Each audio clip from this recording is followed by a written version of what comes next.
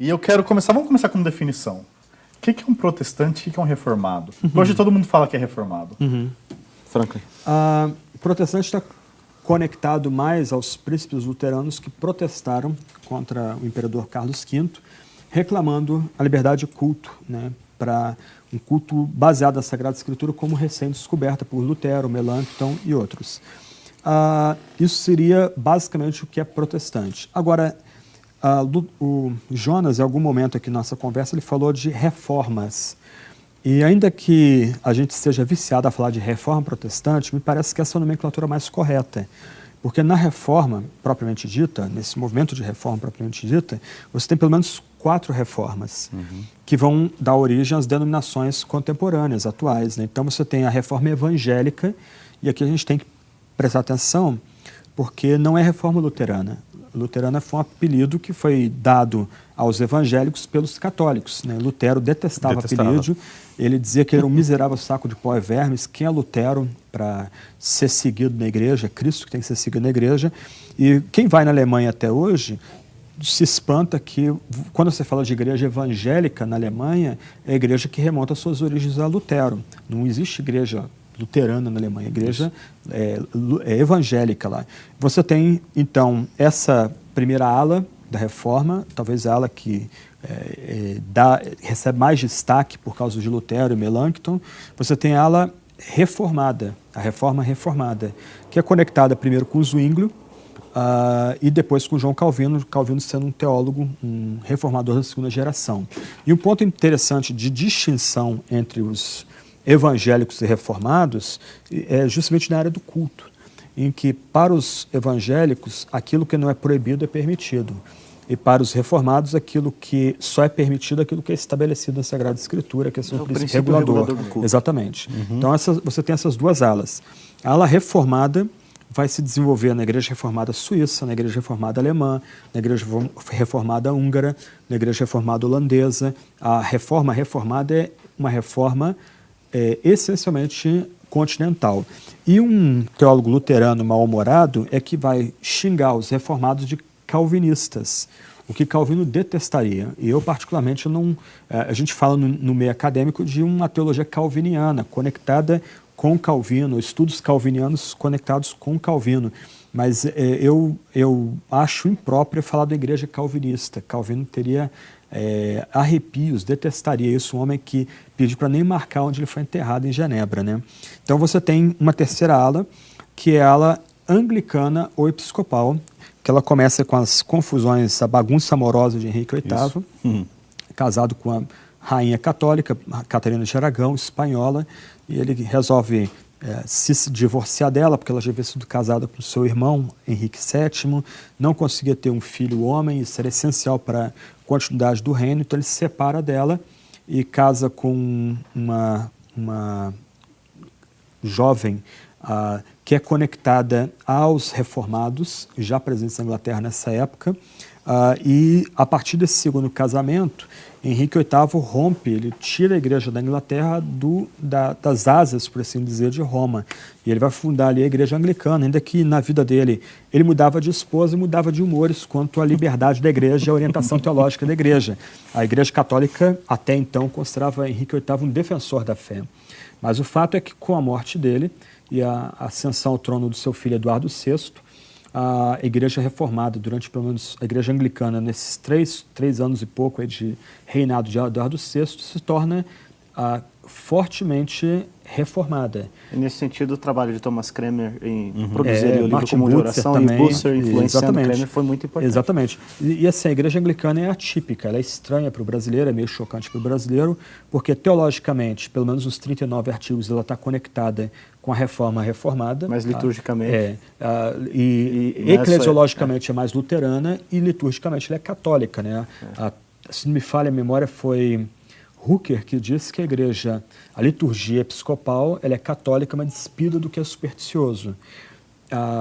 E depois você tem a reforma anabatista, que vai se desenvolver também na Suíça, com algumas pessoas que eram até membros da igreja do Zwinglio, mas que vão romper com ele, e que vão enfatizar muito fortemente o segmento de Jesus, o discipulado e o rebatismo por aspersão de adultos, rompendo inclusive a estrutura da cristandade, que o infante era batizado novo e era membro da igreja, membro do Estado, do território, né, do estamento.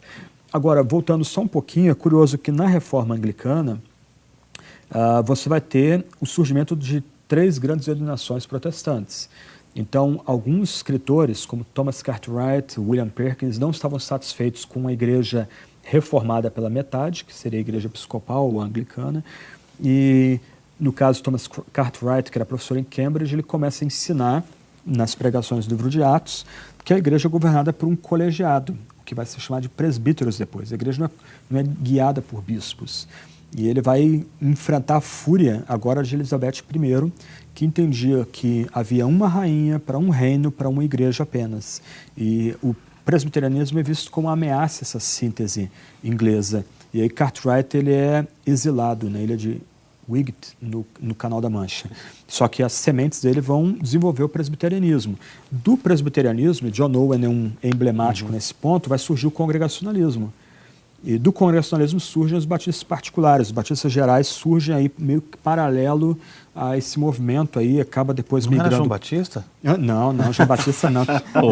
Não, acabei com destruir a fé de alguém aí, mas tudo bem. Mas é interessante que os batistas gerais, mais conectados com a teologia mais arminiana, que tinha surgido aí no século XVII, eles acabam migrando para a Holanda e vão ser absorvidos pelos menonitas. Eles acabam aí...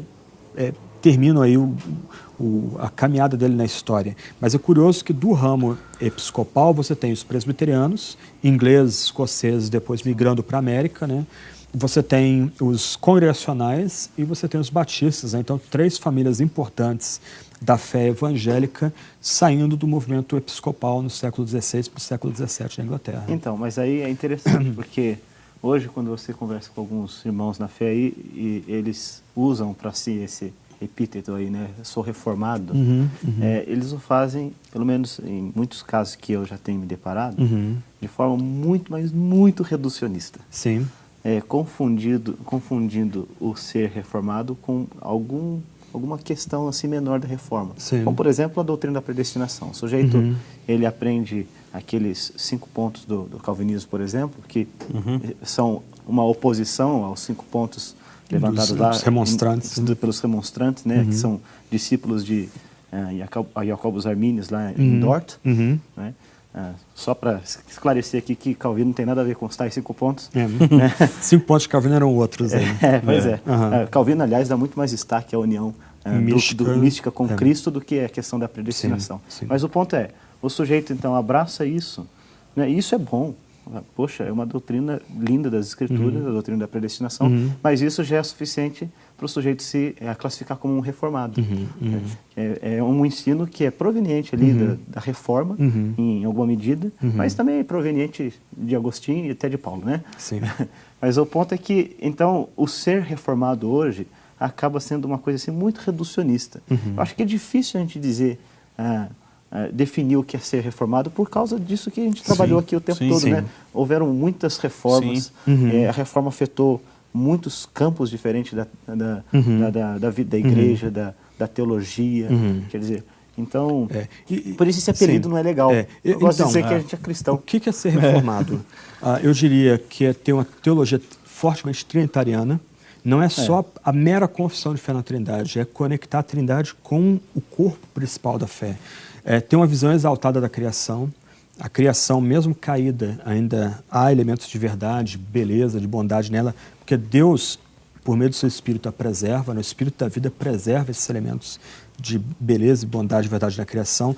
Por isso, você pega um Rembrandt, ele era reformado, você pega os quadros dele, são lindíssimos. São belíssimos. Você pega Johann Sebastian Bach, saiu um livro uns 10 anos atrás nos Estados Unidos, sobre Bach, mostrando como os temas do Catecismo de Heidelberg, né, a criação e queda, a redenção em Cristo Jesus, a vida no Espírito, estão presentes em todas as músicas religiosas de Bach. Você pega Handel inclusive também. na Alemanha dividiu, né, uma parte ficou com a Confissão de Augsburgo e a outra parte com o Catecismo de Heidelberg. Exatamente. Os dois. E só uma curiosidade aqui, trivia, é que boa parte das composições dele tinham ajuda da mulher, né? Sim, você sabe disso? sim. E é interessante que ele tinha todos os livros de Lutero em casa, e os historiadores dizem que ele talvez tenha lido, se não leu tudo, como que ele leu assinava? Quase tudo.